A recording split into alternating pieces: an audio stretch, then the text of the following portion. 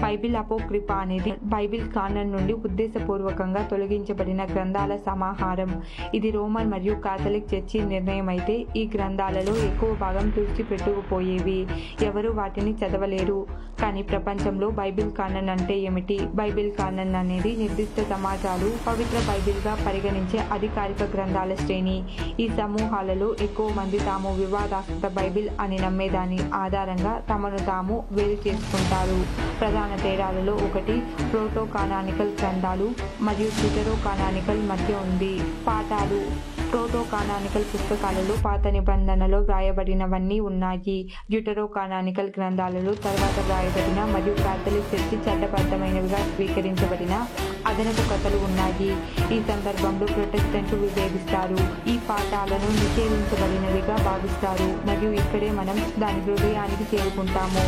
రాక్షసుడు, క్రీస్తు జీవితం మరియు ఇతర రహస్య బోధనలు వంటివి. ఈ కథలలో చాలా వరకు అన్యమత ప్రభావాలను కలిగి ఉంది. అందుకే చర్చి వాటిని వారి బైబిల్ వర్షన్ నుండి తొలగించింది. కానీ నిజం ఏమిటంటే ఒకే వర్షన్ లేదు మరియు 2000 సంవత్సరాలకు పైగా బైబిల్ సవరించబడింది మరియు మార్చబడింది. విభిన్న భావజాలాలకు సరిపోయేలా మరియు కొంతమంది శక్తివంతమైన వ్యక్తుల అజెండాలను ముందుకు తీసుకువెళ్ళడానికి ఇది జరుగుతుంది.